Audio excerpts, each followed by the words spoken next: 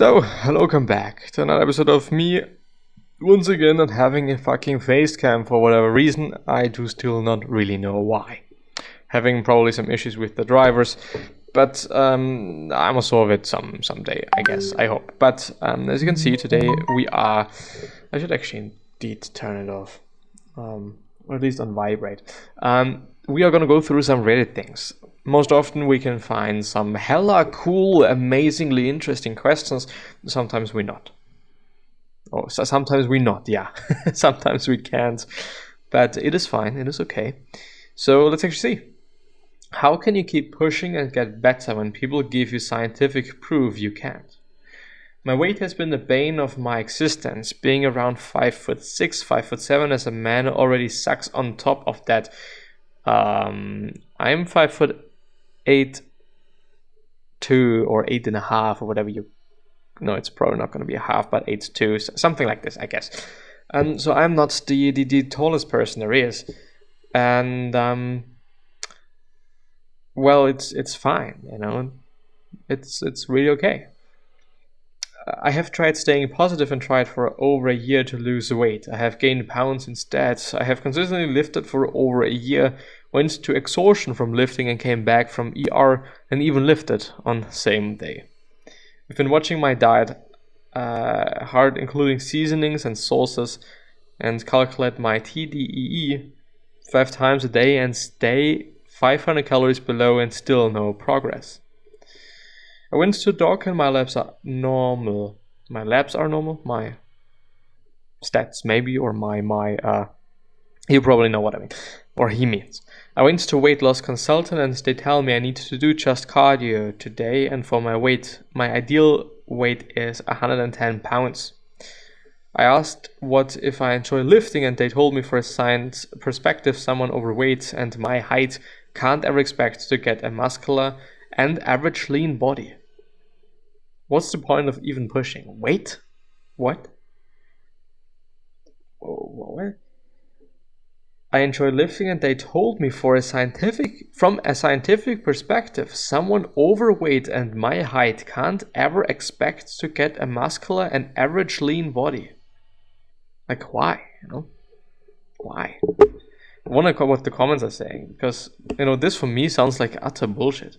Like, just real fucking bullshit. If you're 5'6", how is your ideal weight 110 pounds? At 110 pounds, you'd be considered underweight according to BMI.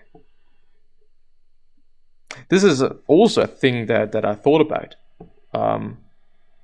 Agreed, I'm a 5'6" woman and I weigh 135 pounds.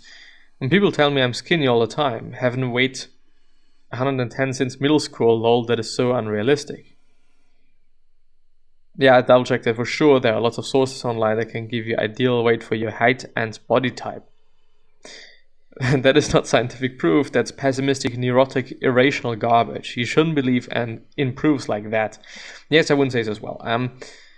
My weight loss consultant told me 110. I want to be around 175 and muscular if possible. What is your consultant smoking? I'm 5 foot female and 110 is my ideal weight.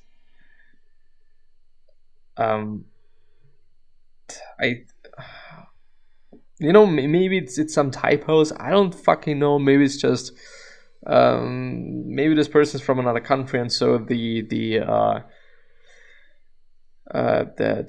metrics are different there, and they're just calculating it then in pounds, just, you know, for the sake of having a better, having better advice here. I don't know, maybe there have been some mistakes, but also saying, like, you can't expect to get a muscular and average lean body because of your height. Like, why not? I mean, and this is actually good proof, I would say, saying something like, yeah, I am 500 calories below what I actually need, and so on and so forth, and yada yada yada. If this is indeed the case, and if this person is really indeed doing so and weighing everything, and there are no kind of hidden sources of extremely high calories, which, you know, sometimes can be the case. You know, nobody's perfect, and Also, estimations of calories on packages, they're just estimations as far as I know. Relatively good estimations, so one can somehow stick to them.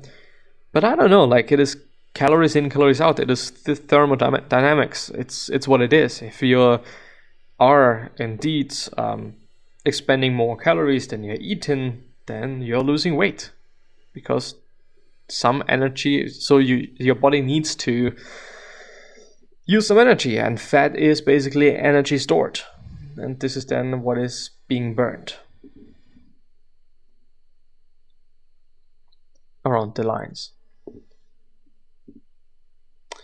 So I wouldn't really believe in that. Why is Reddit doing this to me? There we go.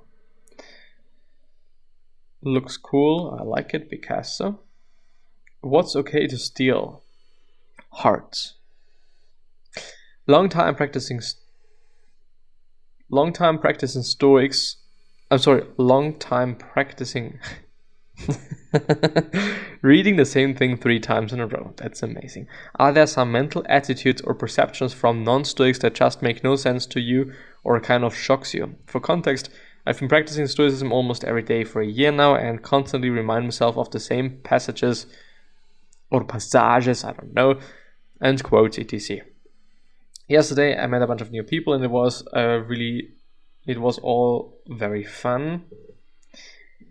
Let's let the page load. But some of the things these people said, let me actually remember that it's probably better there. Somehow isn't.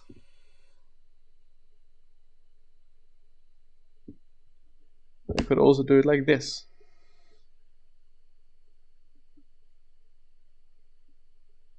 Well, anyway. For context, I've been practicing Stoicism, blah, blah, blah, blah. These people said just totally didn't resonate with me. One person talked about how we as people need validation from other people, and I just said, is this okay to do it like this? No.